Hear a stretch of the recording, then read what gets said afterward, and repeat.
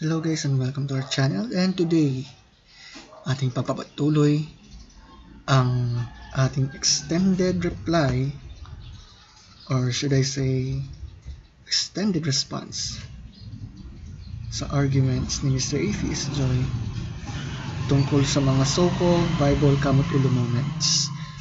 Well, although we already addressed it last time, pero dahil sa syempre naging isa ito sa mga video na may maraming views as of now, we'll go on to discuss this. At ito ay para sa kapakanan ng mga talagang nakikinig, mga nanonood, whether they are Christian or even agnostics as well, or let's say skeptics. So at this point, by the grace of God, ating itutuloy ang talakayan na to, and I hope and I pray na marami tayong matutunan, lalong-lalo na ngayon. So then, I think we should start the discussion here. At ngayon, kung gusto niyo mapanood yung original na 1-hour video ko, before you go on to say na nakakaantok yung video na ginawa ko, please watch it as a whole and examine it for yourself. So, I guess, maaari ko nang masimulan to. And let's do it. Yan ang malaking problema. Okay. In fact, all of us are guilty in rebelling against God and His words. Sometimes we already heard, we already listened what the Word of God says, but we choose to disobey. So the problem is not about the Bible. It's all about us. Because we are sinful in nature. That's why we need the Savior. We need Jesus Christ. The point here is this: if God exists, then there is a hope of eternal life. And it is through Christ our Lord. Let's face it. Kesyo atheist man yan, Christian man yan, Muslim man yan, or whoever we are, let's face it. Ang lahat ay nagkasala. Kaya nga, di ba, ipinipinpoint ko yung mahalagang katotohanan na yan, since yes, we are all created in God's image, and yet it has been tainted by sin. That's why we need a Savior. So let's continue. Siya. Next. Ano, kaya nyo pa ba? Last item na. Number 3. Bible contradictions. Okay, dito naman tayo sa content ng Bible. Sa mga contradictions or hindi pagkatugma-tugma sa mga nakasulat sa Biblia mismo. May iba't ibang klase ng contradiction sa Bible. Merong magkakasalungat na kasulatan. Sabi dito pwede daw, dun sa isa hindi daw pwede. Ewan ko ba kung saang ano yan? Anong website ba yan? Okay. Doon sa mga skeptic friends natin na gagamit ng ganyan, you have a big problem here. Take note, my friends. Isa sa mga sinabi ni Mr. Atheist Joy sa video na yan, yung daw mga Christians guilty sa cherry picking ng mga passages. Ano to? Sayang, medyo malabo yung pagkakakuha dahil medyo mababa yata yung quality ng ng video ko. But anyway, tuloy natin. Tapos meron ding contradiction na hindi tugma yung nakasulat sa Bible sa alam natin sa mundo ngayon. Usually dahil sa mga findings ng science. Really? What do you mean by that? Anyway, let the old meal say something here. Ang malaking problem, naalala niyo po yung sinabi ng ating kaibigan? Yun daw mga religious people daw, sila raw ang guilty sa cherry picking ng mga Bible verses. But wait, yung mga so-called Bible contradictions na sinasabi niya, sino ngayon po ang guilty? Yes, you guess it. The answer will be atheistic people who choose to disobey God by means of cherry picking the Bible verses out of context. Okay, my point here is very simple. When Mr. Atheist Joy, or even some of our atheist friends, said that Christians are guilty on cherry-picking those passages, but when it comes on, for example, analyzing the so-called Bible contradictions, mukhang yung argument nila against the reliability of the Bible, it only backfires them. Kasi first and foremost, pinag-aaralan po natin yung tinatawag na hermeneutics. Kaya nga mahalaga talaga, lalo na sa mga Christian churches talaga, na may examine yung mga passages na yon batay mismo sa konteksto niyan. Now, what is my point here? Ngayon, kung tama at accurate ang kanilang accusation against Christians, then how about them? Their arguments, I mean. Kasi, let's face it, what did they do on that? Lalo na kung meron kayong nakikita, halimbawa, yung mga websites na nagsasaad ng mga listahan daw ng mga so-called Bible contradictions. Pero, does it mean exempted yung atheist friends natin doon? Kung ganun pala. Let my old me continues to speak. Bukod sa guilty sa pagsasagawa ng double standards, malaki rin ang kanyang problema when it comes on his own argumentation here. And by the way, yung mga so-called Bible contradictions po, complementary po yan, hindi po contradictory. At kung titingnan po natin yung kabuuan ng scriptures,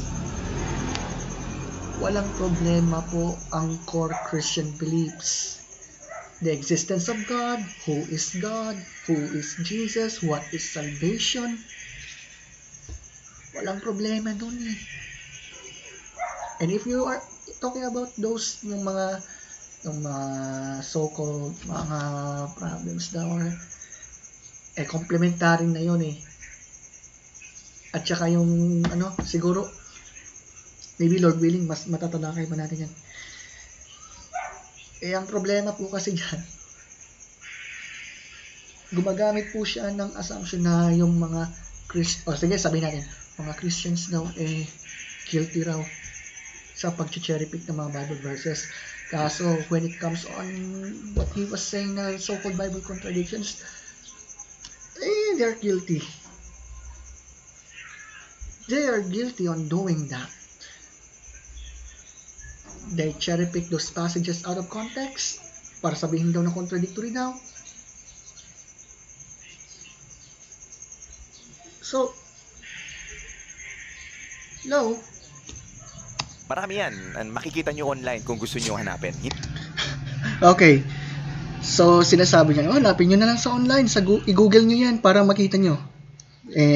Okay. Let's take it for granted na mayroong mga ganoong mga websites na nagpapakita ng mga listahan ng mga contradictions daw ng Biblia. Pero, matanong ko lang, lalo sa mga skeptic friends natin, do they even dare to search some of the websites like crossexamine.org, carm.org, Act 17 Apologetics YouTube channel, Inspired Philosophy YouTube channel? I encourage our skeptic friends, sa mga kaibigan natin from atheism worldview, to have some sort of examination on what they think they believe in.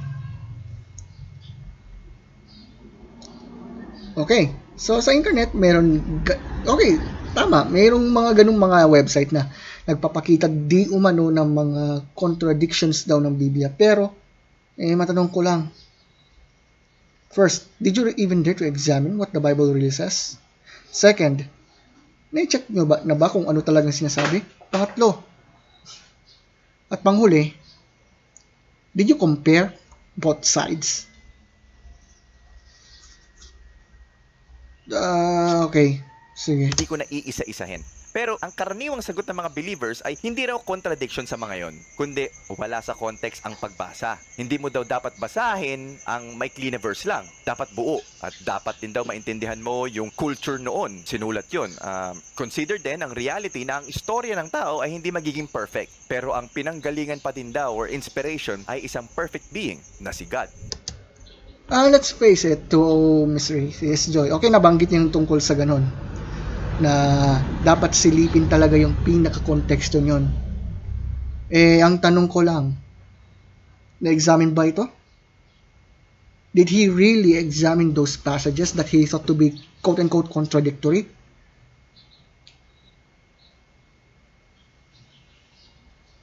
Proper ba yung hermeneutics nito?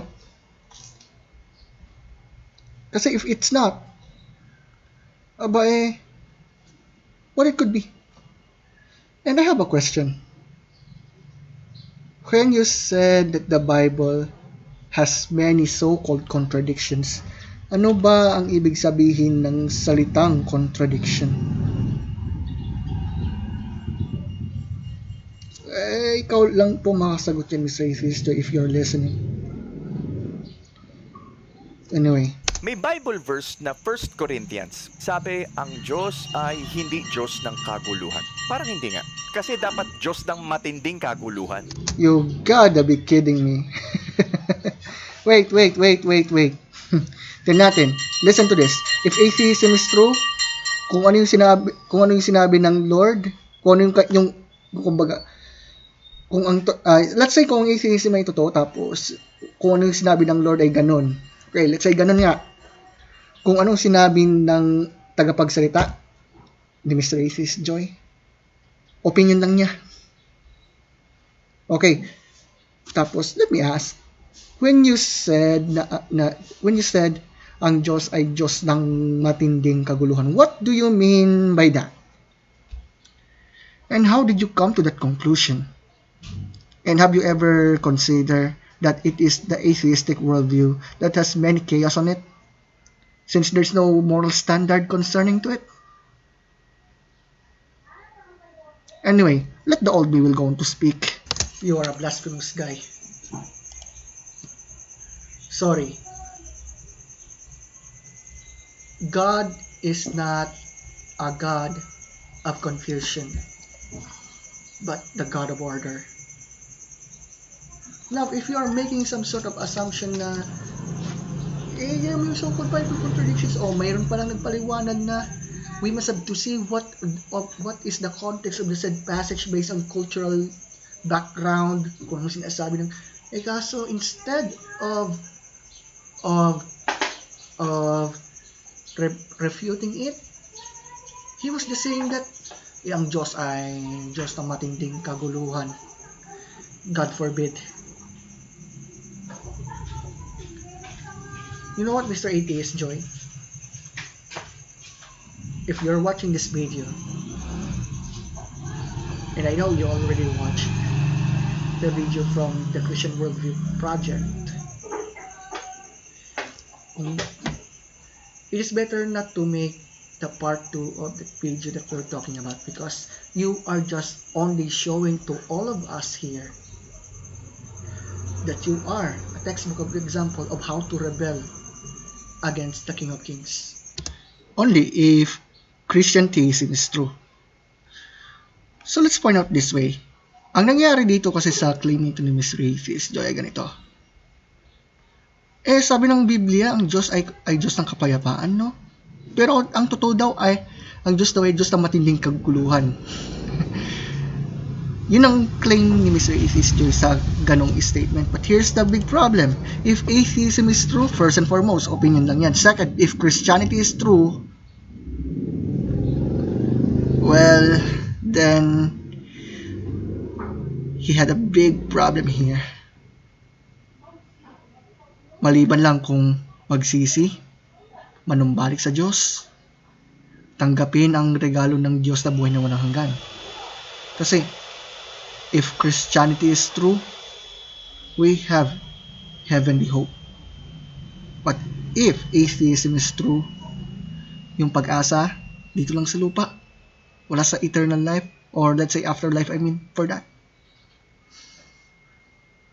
Well, let me continue here. You don't acknowledge that God existed, and now you are saying that God is the God of the great confusion.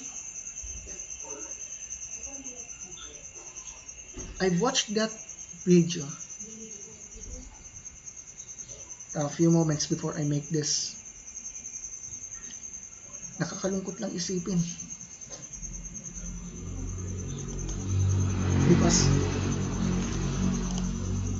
he was just making this video just to point out that for views. Kasi sinabi niya yung tungkol sa analytics eh. Well, i-add pa natin dito. Concerning to that, okay. So sa bagay, nakapag-continue naman si Mr. Atheist Joy na gumawa ng mga videos niya, which is walang problema, freedom naman niya yun. Freedom naman natin naman. But here, let's go and face the real problem when it comes on the arguments of Mr. Atheist Joy. Kung totoong atheism, yung sinabi niya yung laban sa Diyos, opinion lang niya yun.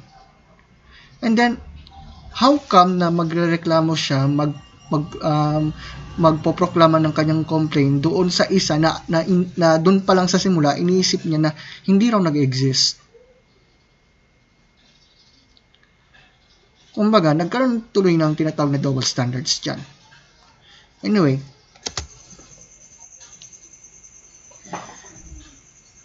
my friend, it's all about if you want to follow God, if your decision is to follow the Lord Jesus Christ.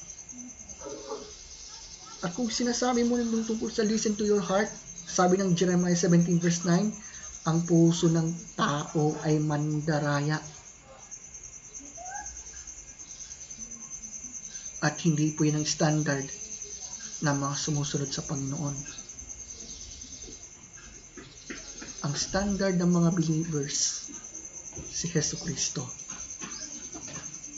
He is the one whom we follow.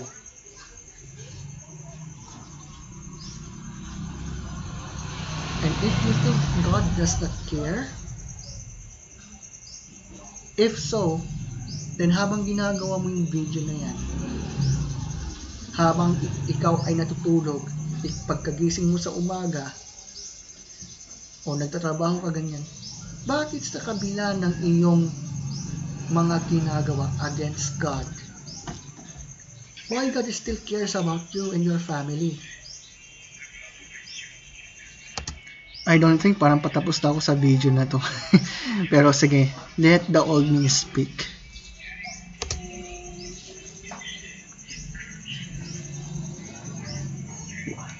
And if you're thinking that why do I care? Kasi ayoko ng ganito. Actually, hindi po relevant yung existence.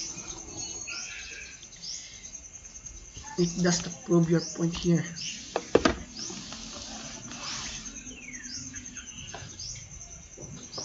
And you know what? Yung 16-minute video na yung na-upload to show the so-called Bible come out moments, it is not because the Bible contradicts itself. The Bible contradicts you. Talagang truth seeker po ang isang tao.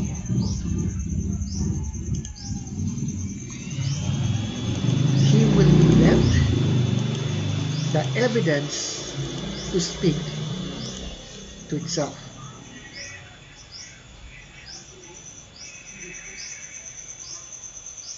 Hindi ito tungkol sa'yo, kaibigan.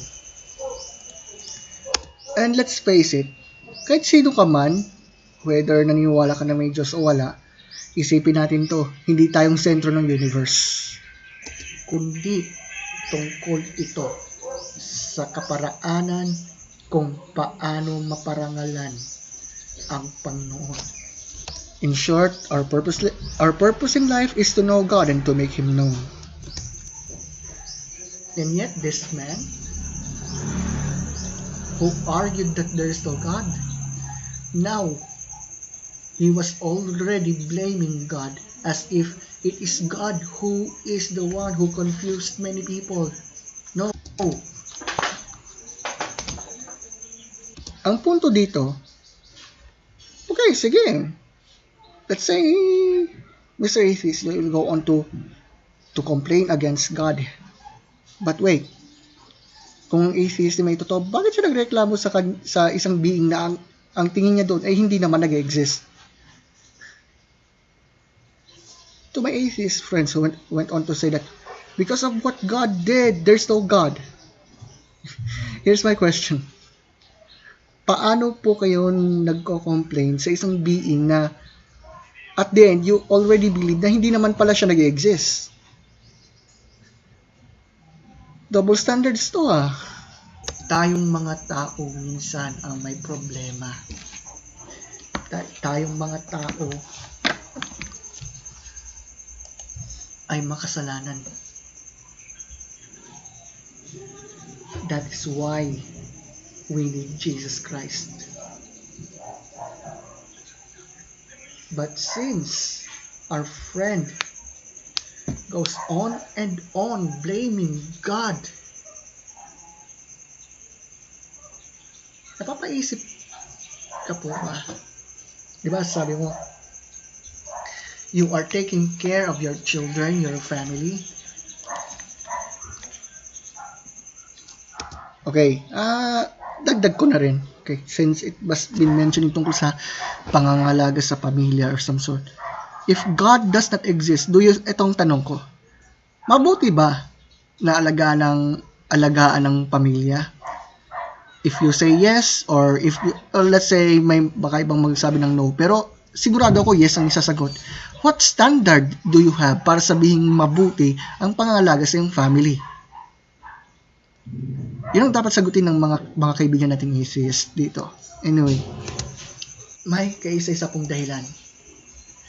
Dahil sa kabila ng iyong mga sinasabi, dala mo pa rin ang larawan ng Diyos. Because we were created in God's image. And yet it was being twisted dahil tayo ay naging alipin ng kasalanan. Yung desisyon po natin po yung siste, hindi yung sa Bible. Ang Biblia po ay gabay. It is up to us if we will follow it or not. And I will tell you,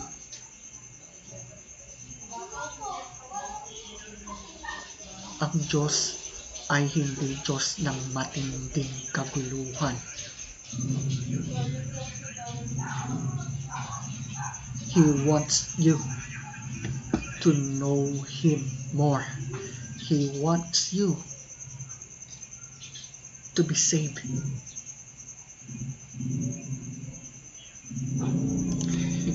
And since malapit na itong matapos yung video, first, I will let the old bee go on to speak here, and then lastly, some sort of announcements. Plus, siguro meron pa akong iba pang mga points to consider dyan.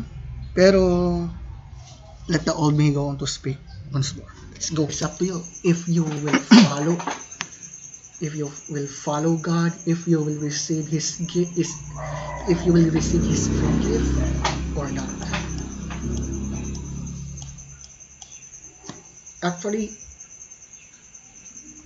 to those who did not watch the video from the Christian Worldview Project, I also go on to recommend some Christian YouTube's tuloy. Christian YouTube channels like crossexamine.org, Cold Case Christianity with J. Warner Wallace. Ano pa? Deflate. What do you mean? Act 17 Apologetics. Teka lang. Yung channel ni Alyssa Childers. Yun. Ano pa? Siyempre, kasama na rin yung The Christian Worldview Project din. I recommend those those YouTube channels so that you could compare what Mr. Atheist Joy said. You could compare what the arguments that I gave here, and then go and have some research. Huwag lang basta-basta naniwala ka agad-agad. And to my friends who will go on to say na, boring naman yung video mo, ganito, ganyan. So, just because you said that the video was boring, atheism is true. Is that what you're saying for that? And at saka, let me point out this way. Although maraming masasabi na mga difference doon sa atheistic worldview sa Christianity, alam ko rin na meron tayong mga atheist friends na talagang talagang nag-advocate ng about sa kung yung tamang gawin, like for example, pangalaga sa kalikasan. So I acknowledge that. Pero magkakatalo na lamang doon sa tanong na ito. What is the ultimate standard of doing what is right and avoiding what is wrong? Diba? Let the old me speaks once again. I recommend you to watch this because our brother in the Lord explained very well about this topic. Alam niyo yung sinasabi ni Mr. Atheist na mga so-called Bible comic books daw. I will repeat. The Bible does not contradict itself.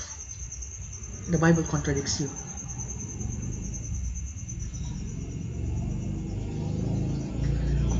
I just remember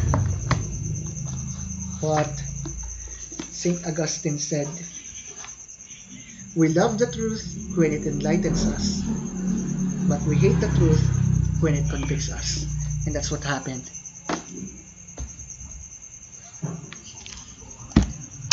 Kaya hindi na ako nagtataka kung bakit mayroong mga ganong comments kasi. Anyway, he always said that God does not exist. Why? It is not because of lacking of evidence. He does not want it to be true. If you are watching right now,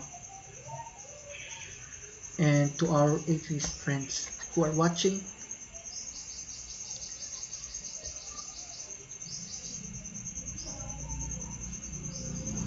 now's the time for us, especially to my friends, to study the scriptures once more.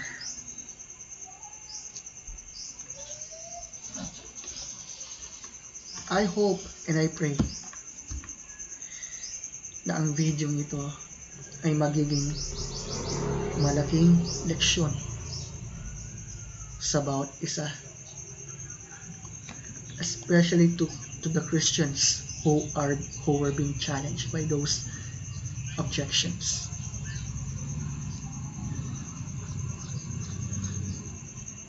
You know what?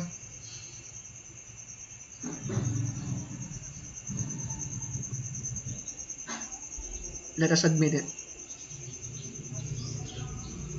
Ang sakit sa pandinig, ang sakit sa puso, na may mga tao na para mapatunayan na wala raw Diyos, they are blaming God. Not because God made mistakes, no. They are blaming God because of their actions. But still, we pray that God will open their minds and their hearts so that they will see the beauty and majesty of our God. This is not about us. So this how the video ends here. Now, mga kapatid, mga kaibigan, let's think about this for a moment. Well, let me present some of it. Actually, na-discuss ito natin ito last time. So we have many evidence that the Bible is truly reliable. Mula sa Old hanggang sa New Testament. So ngayon, as I end this video sa series na to, makikita natin na yung tatlong punto na sinabi niya na patunay daw na may mga kamot ulo daw, moments daw sa scripture. Hindi ito dahil sa may kontrahan daw ang Biblia or some sort. Kaya ganun ang nangyayari. It is because the Bible contradicts us. And, okay, let's say na maraming, they were almost convinced that God really exists, that the New Testament is true, that Jesus rose from the dead. They know that God exists. They know that Jesus rose from the dead. The question here is this: are they willing to follow Jesus? Yan ang importanteng tanong na dapat mapag-isipan. Kasi take note guys, kahit nai-present yung napakaraming evidence that God exists, that the Bible is God's word, that Jesus rose from the dead, ang malaking tanong, talaga bang sinampalatayanan ito? Talaga bang pinaniwalaan ito? Talaga bang tumimo sa puso't isipan nila ang mga salitang yun? Kaya nga sabi, there is a belief at and belief in. Ngayon, kung belief at kasi, yun. Kumbaga, alam mo may Diyos, alam mo yung Bible, alam mo yung tungkol kay Kristo. Ang tanong, kamusta yung belief in? Yun yung pinaka-point dyan. And then, as I go to end this series, I recommend everyone to watch the whole series of videos, and you will see kung paano natin na-respond tong mabuti in an extended way. To my atheist friends who are watching this, before you will go on to write the comment like, let's say, boring yung video mo, informative yung sa kanya. Let me ask, did you examine both sides?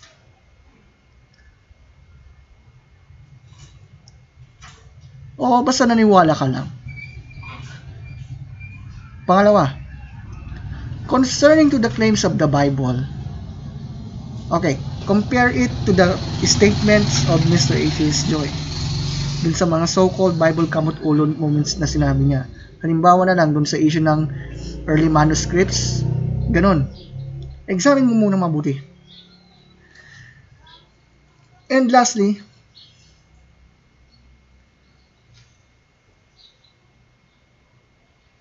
kung puro na lamang personalan lang yung ipapahayag dun sa comment section, I will not dealing with that. Why? Kasi nonsense lang eh.